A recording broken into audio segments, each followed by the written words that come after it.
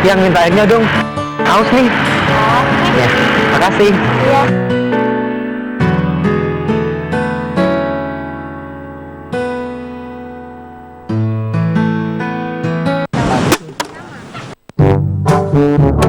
Yang, kok kamu buang sampah sembarangan sih? Di situ kan ada tong sampah. Gak suka ya aku kamu kayak gitu. Apaan sih yang lebih banget? Ntar jadi orang sendiri. Oh gitu.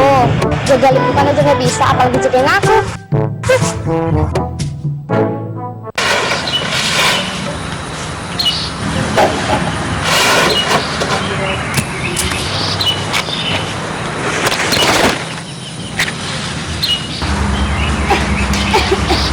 Iya ibu, kenapa bakar sampah? Ini, Duk. Gaya bu, iki loh.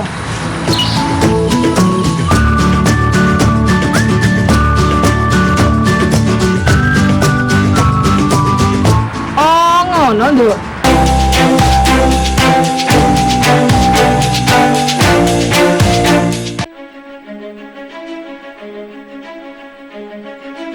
Jangan putuskan untuk sekali mencoba.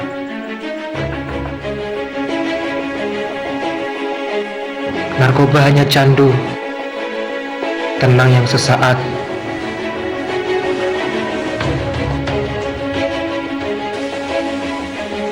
Sekali hisap, jiwa raga sekarat.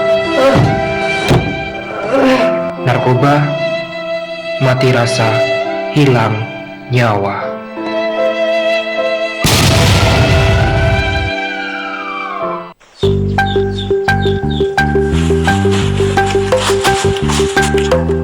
Aduh Jeng, sampahnya banyak banget. Lagi punya gawe ya? Iya Jeng, habis ada arisan di rumah Jeng. Oh gitu. Ayo Jeng pulang, ayo. Aduh, ibu ini gimana toh? Buang sampah kok sembarangan. Sungai sudah kotor, tambah kotor kan? Emang kamu siapa larang-larang orang seenaknya? Lagian ini juga bukan punya kamu kan? Wah, ini biangnya banjir. Saya laporan PRT biar kapok. Laporin aja. Ada apa tuh nih kok ribut? Ya, hari ini PRT. Mereka ini loh, buang sampah sembarangan. Apa aja, Pak? Enak aja main tangkap-tangkap. Emang kita apaan? Lagian cuma buang sampah gitu aja. Nanti kalau kena hujan juga hilang kok. Oke, sabar. Ibu yang manis dan cantik. Kalau buang sampah sembarangan, cepat pacar di sungai, nanti nggak enak dipandang. Kalau udah numpuk, nanti banyak nggak enak. Jadi kita nggak boleh buang sembarangan di sungai. Nanti yang rugi kita sendiri. Bisa banjir dan lain sebagainya. Mulai sekarang buang sampah ke tempatnya. Mari kita jaga kebersihan.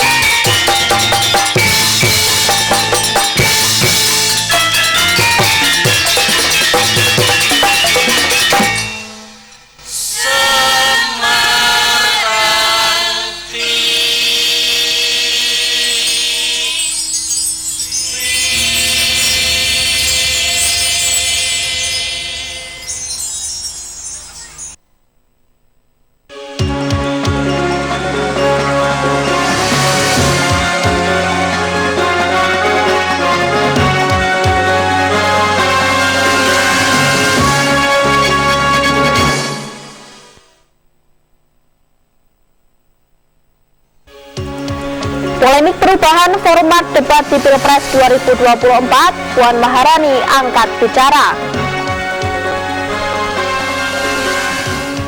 ASN Boyolali berikrar netral dalam pemilu.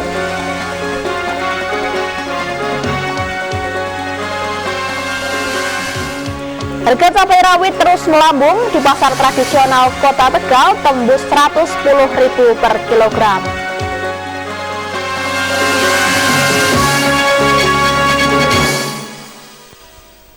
Selamat malam pemirsa, seputar Jawa Tengah malam, Senin 4 Desember 2023 hadir ke hadapan Anda. Selain berita pilihan tadi, beragam informasi aktual dan menarik kami sajikan selama 30 menit ke depan. Bersama saya Winda Erika, berikut seputar Jawa Tengah malam selengkapnya.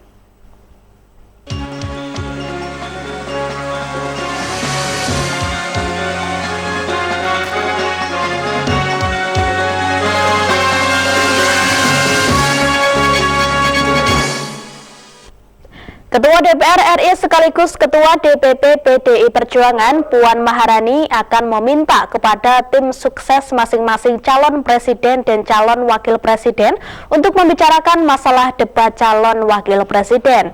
Puan Maharani mengajak Komisi Pemilihan Umum membicarakan bersama 3 tim pemenangan pasangan Capres-Cawapres terkait berubahnya format debat Pilpres 2024 karena masyarakat sangat penting untuk mengetahui visi dan misi dari masing-masing pasangan.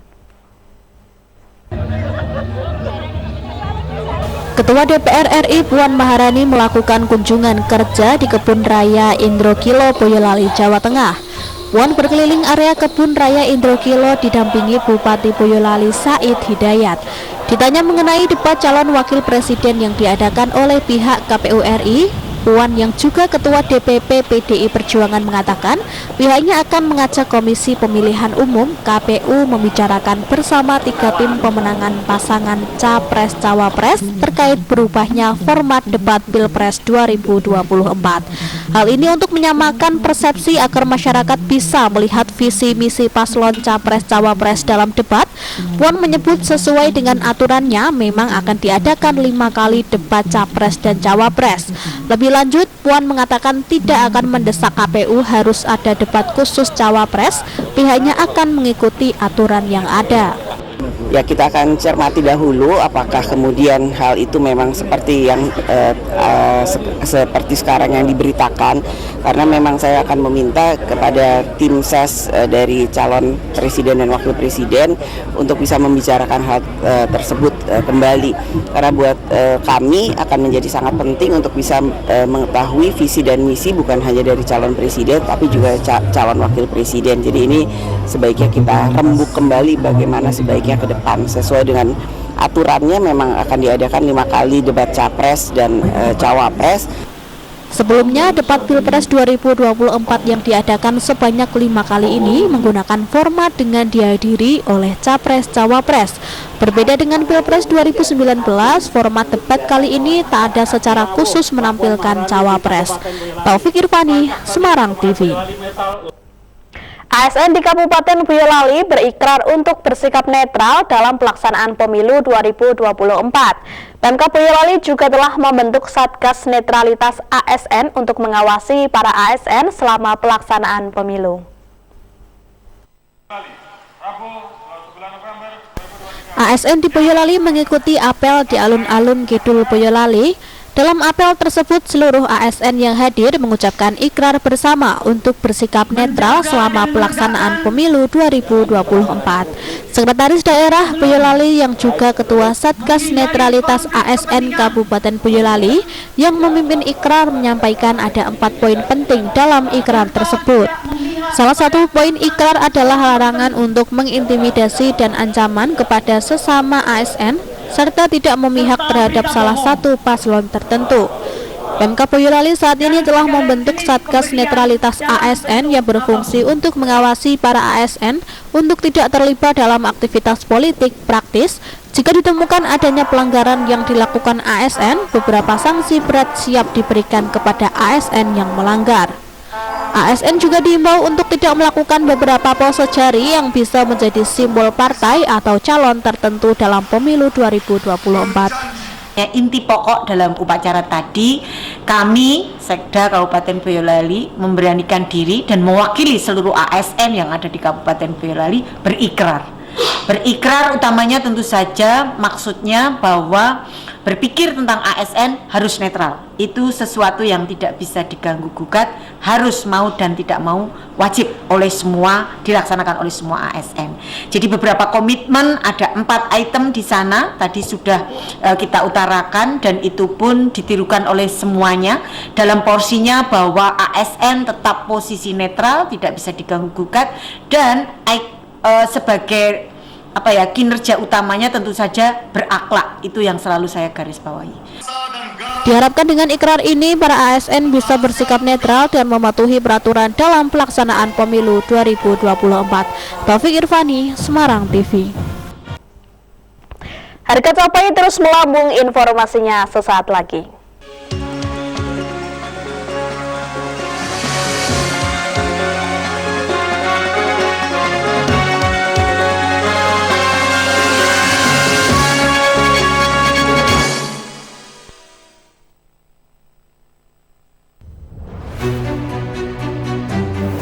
Jadi rumah BUMN Gunung Kidul ini dibangun untuk mendampingi UMKM agar lebih dikenal di banyak kalangan masyarakat. Salah satu dari 4 prioritas programnya adalah ekspor. Kemudian kami dapat tawaran dari PLN untuk mengikuti pameran di Pasar Senggol Turki. Untuk PLN kami menyampaikan yang pertama terima kasih atas kesempatannya selama ini. Jadi selama 2 tahun ini kami diajak untuk ikut pameran G20, kemudian kami diajak untuk kemarin pameran di Turki. Kami berharap rumah BUMN Gunung Kidul binaan PT PLN Persero dapat menjadi wadah bagi UMKM di Yogyakarta dan sekitarnya. Rumah BUMN Gunung Kidul dari Yogyakarta untuk dunia.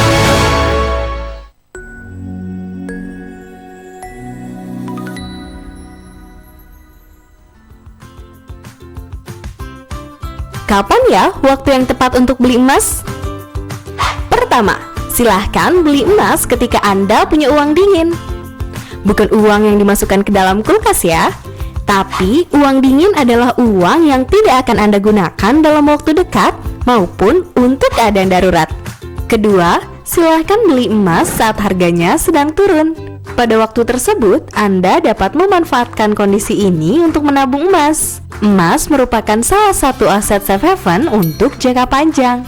Tapi, kalau di Postpay Gold bisa juga loh untuk jangka pendek. Untuk tahu naik turunnya harga emas internasional, Anda bisa cek bagian fisik emas pada fitur Postpay Gold di Postpay Super App. Yang terakhir, silahkan beli emas ketika Anda punya uang. Tahu gak sih kalau sekarang Anda bisa beli emas mulai dari Rp10.000? Jadi nggak perlu nunggu banyak uang untuk bisa beli emas. Beli emasnya dikit-dikit, lama-lama menjadi bukit. Transaksi fisik emas di Postpay Gold terjamin, aman, dan terpercaya.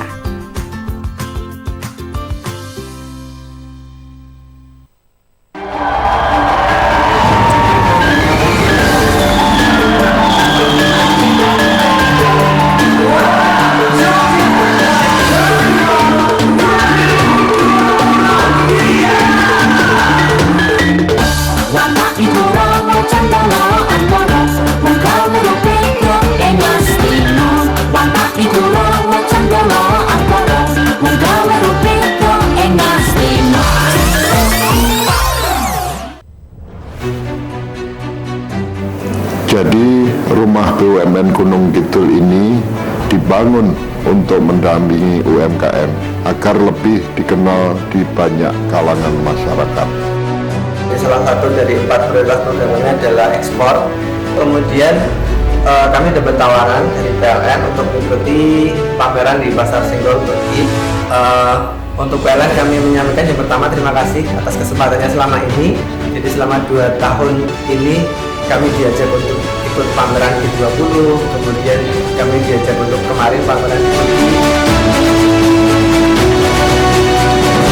Kami berharap rumah BUMN Gunung Kidul binaan PT PLN Persero dapat menjadi wadah bagi UMKM di Yogyakarta dan sekitarnya. Rumah BUMN Gunung Kidul dari Yogyakarta untuk dunia.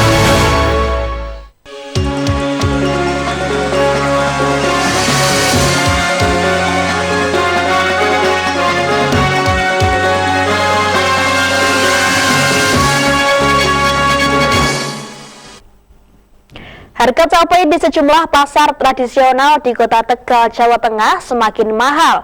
Harga cabai rawit merah kini dijual Rp110.000 per kilogram. Diperkirakan harga cabai rawit merah masih akan terus melambung menjelang Natal dan akhir tahun mendatang. Setelah pada minggu kemarin harga cabai rawit merah mengalami kenaikan dari Rp100.000 menjadi Rp102.000 per kilogram. Kini harga cabai rawit terus meroket menjadi Rp110.000 per kilogram atau naik Rp8.000 per kilogram di Pasar Pagi Kota Tegal. Cabai rawit putih mengalami kenaikan Rp25.000 menjadi Rp85.000 per kilogram dari harga sebelumnya Rp60.000 per kilogram. Cabai rawit hijau juga naik dari sebelumnya Rp50.000 menjadi Rp75.000 per kilogram. Jenis cabai lain yang naik yakni cabai keriting merah. Cabai keriting merah yang sebelumnya hanya Rp60.000 per kilogram naik menjadi Rp85.000 per kilogram.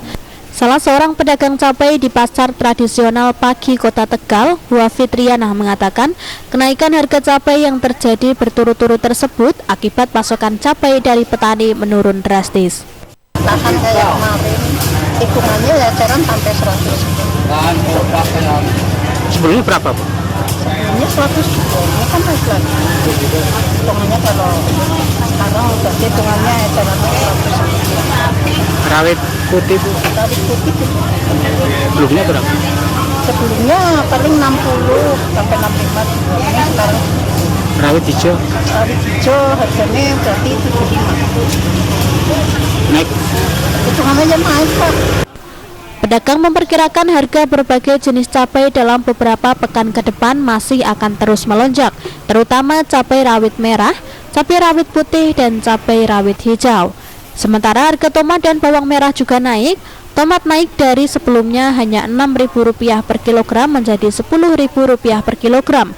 Bawang merah naik Rp2.000 per kilogram menjadi Rp42.000 per kilogram. Agus Supramono, Semarang TV.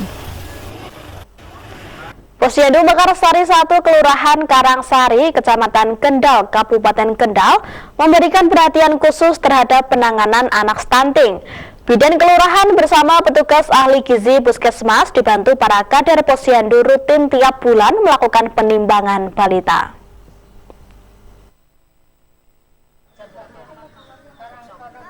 Yuniati, kader posyandu Kelurahan Karangsari mengatakan, dalam penanganan anak stunting ini berkolaborasi dengan berbagai pihak, tidak hanya Puskesmas dan Dinas Kesehatan, tetapi juga lintas OPD dan perusahaan. Dengan demikian, penanganan anak stunting benar-benar maksimal. Untuk balita yang terindikasi stunting akan dilakukan penanganan khusus dan pendampingan bagi orang tua balita. Bagi balita dari keluarga tidak mampu ada program bantuan makanan tambahan tiap hari selama 3 bulan. Perhatian juga terhadap kondisi rumah tangga orang tua balita. Jika rumahnya tidak layak huni, maka diberikan bantuan program rehab rumah tidak layak huni. Pasalnya, kondisi rumah yang buruk akan berpengaruh terhadap kesehatan balita. Yang hampir stunting itu diarahkan untuk memberi makanan yang banyak mengandung lemak. 22 kemarin sudah ada namanya tim TPK, tim pendampingan keluarga, PK, tim pendampingan keluarga. Itu yang dihimpun dari Dinas DP2KB P2PA. Ya itu memang kita dampingi terus nih sampai nanti 2 tahun. Kalau penanganan stunting maksudnya stunting kita dari Puskesmas ada PMT lokal, pemberian khusus yang untuk anak-anak yang stunting. Ada pendamping khusus dari kader, dimasak juga oleh kader. Pendamping secara khusus dengan program makanan tambahan lokal cukup berpengaruh terhadap keberhasilan penanganan anak stunting. Pada tahun 2023 ini dari 14 anak stunting, setelah dilakukan pendampingan lokal, sekarang kondisi 9 anak tersebut sudah membaik. Ahli gizi Puskesmas Kendal 2, Erista Manurung mengatakan, tugas ahli gizi di posyandu mencatat data balita seperti berat badan, tinggi badan, lingkar kepala, dan lingkar lengan. Dari data tersebut dimasukkan ke aplikasi elektronik pencatatan pelaporan gizi berbasis masyarakat untuk mengetahui anak terindikasi stunting atau tidak.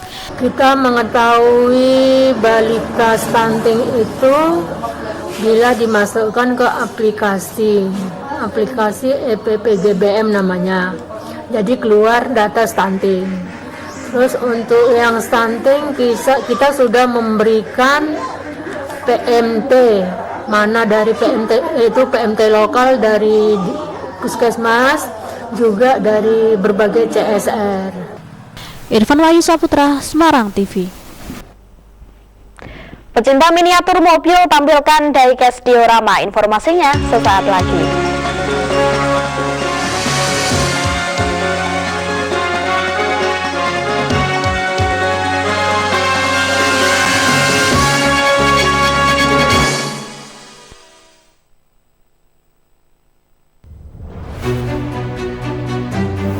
Jadi rumah BUMN Gunung Kidul ini dibangun untuk mendampingi UMKM agar lebih dikenal di banyak kalangan masyarakat. Salah satu dari 4 prioritas programnya adalah ekspor. Kemudian kami dapat tawaran dari PLN untuk mengikuti pameran di Pasar Senggol Turki. Untuk PLN kami menyampaikan yang pertama terima kasih atas kesempatannya selama ini. Jadi selama 2 tahun ini kami diajak untuk ikut pameran G20, kemudian kami diajak untuk kemarin pameran Turki. Kami berharap rumah BUMN Gunung Kidul binaan PT PLN Persero dapat menjadi wadah bagi UMKM di Yogyakarta dan sekitarnya. Rumah BUMN Gunung Kidul dari Yogyakarta untuk dunia. Penyakit mata adalah gangguan kesehatan yang cukup sering terjadi pada masyarakat. Penyakit mata bisa menyerang siapa saja dan kapan saja, seperti pandangan kabur, mudah silau, sering mengalami mata merah dan gatal, menderita mata minus dan plus, silinder, glaukoma, katarak, atau pandangan berbayang hitam. Jika Anda mengalami salah satu masalah tersebut, Anda harus berhati-hati. Karena jika dibiarkan terus-menerus akan berbahaya bagi mata. Jangan dianggap sepele, atasi segera dengan Matanomi. Matanomi mengandung 100% ekstrak blueberry yang dapat mengatasi masalah pada mata Anda karena memiliki antioksidan yang baik seperti antosianin, flavonoid, dan karotenoid. Dapatkan Matanomi sekarang juga. Pesan dan buktikan.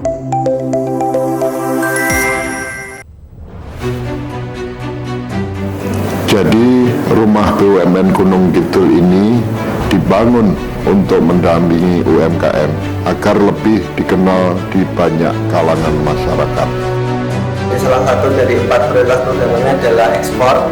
Kemudian kami dapat tawaran dari PLN untuk mengikuti pameran di Pasar Senggol Turki. Untuk PLN kami menyampaikan yang pertama terima kasih atas kesempatannya selama ini. Jadi selama 2 tahun ini kami diajak untuk ikut pameran G20, kemudian kami diajak untuk kemarin pameran Turki. Kami berharap rumah BUMN Gunung Kidul binaan PT PLN Persero dapat menjadi wadah bagi UMKM di Yogyakarta dan sekitarnya. Rumah BUMN Gunung Kidul dari Yogyakarta untuk dunia.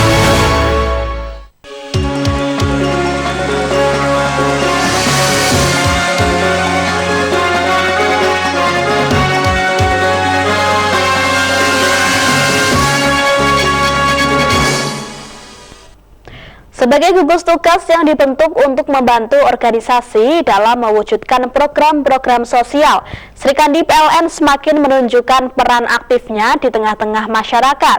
Kali ini Srikandi PLN Unit Induk Distribusi Jawa Tengah dan DIY melibatkan ratusan mahasiswa Universitas Gadjah Mada UGM pada seminar yang membuka wawasan dan pengaruh positif untuk mempersiapkan diri menghadapi transisi energi. Bertempat di Auditorium Sukaci Ranuwiharjo MM Kota Yogyakarta, kegiatan yang bertajuk Srikandi Goes to Campus ini sebagai salah satu upaya dalam memantik ide-ide kreatif dan pemikiran dari mahasiswa dalam mendorong percepatan transisi energi. Dengan kegiatan ini, PLN tidak hanya meningkatkan performa keuangan dan operasional saja, tetapi juga memberdayakan aspek lingkungan, sosial, dan tata kelola yang berkelanjutan. PLN berkomitmen dalam percepatan transisi energi dan selalu berinovasi meningkatkan pelayanan kepada pelanggan. Salah satunya melalui layanan digitalisasi seperti pengajuan PV rooftop atau PLTS atap melalui aplikasi PLN Mobile yang merupakan salah satu bundling layanan smart home dari PLN Icon Plus. PLN juga mendorong selalu pemberdayaan perempuan di lingkungan kerja melalui pembentukan karakter seperti Sri Kandi. PLN mendukung langkah transisi energi menuju net zero emission tahun 2060. Langkah nyatanya adalah PLN sudah menetapkan bauran energi tahun 2025 untuk energi baru terbarukan sebesar 23%. Itu adalah langkah nyata di mana PLN terus menambah jumlah pembangkit green energy dan juga bulan lalu telah dilakukan pemanjangan untuk produk pabrik panel surya di Semarang. Kegiatan ini pun disambut baik oleh Rektor UGM dan mahasiswa yang hadir. Pasalnya, dengan digelarnya kegiatan ini dapat mendorong masyarakat untuk percepatan transisi energi. Saya kira saya mengucapkan terima kasih juga, insya Allah tidak dalam waktu yang lama kita juga ingin mengembangkan gedung yang di atasnya, roofnya itu adalah digunakan untuk memproduksi energi. Jadi dengan solar panel, dan sudah dihitung memang nanti akan banyak mengurangi energi yang diperlukan untuk konsumsi di Gajah Mada sendiri. Renstra dari UGM, di mana kami ingin mencapai menjadi green campus. Untuk transisi energi menurut saya ini adalah hal baru yang wajib kita kembangkan dan lestarikan lagi untuk menjaga kebaikan bumi kita ya, karena mengingat tadi telah disampaikan bumi kita ini sudah sangat panas, semakin panas gitu ya. Transisi energi ini dapat kita lakukan dengan hal simpel. Mungkin kalau di rumah saya sudah ada sepeda listrik karena emang alhamdulillah di kota saya sudah ada. Valentania, Semarang TV.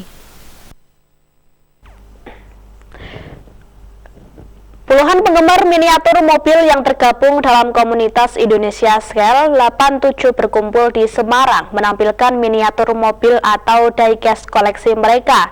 Diecast ditampilkan di atas sebuah layout diorama dan bisa digerakkan dengan remote control sehingga nampak seolah nyata. Penasaran? Berikut liputannya. Miniatur ragam kendaraan mulai dari mobil, truk hingga kapal ditampilkan penggemar diecast berasal dari berbagai daerah. Komunitas yang menamai diri sebagai Indonesia 87 Scale Community ini menampilkan diorama diecast pada momentum Kopdar di Semarang. Angka 87 pada penamaan komunitas ini merujuk pada skala miniatur yang dikoleksi mereka, yakni rasio 1:87 menunjukkan tingkat kedetailannya dari miniatur. Perayaan Kopdar ini merupakan yang keempat kalinya sejak pertama kali diadakan pada 2017 lalu. Para anggota membawa ragam koleksi yang dimilikinya. Diecast ditampilkan di atas layout diorama sebuah SPBU yang menjadi tempat parkir sejumlah truk dan mobil. Canggihnya lagi, ada sejumlah miniatur mobil yang dipasang microchip sehingga bisa digerakkan dengan remote control. Sekilas pada tampilan gambar, kondisi truk yang berjalan nampak seolah nyata.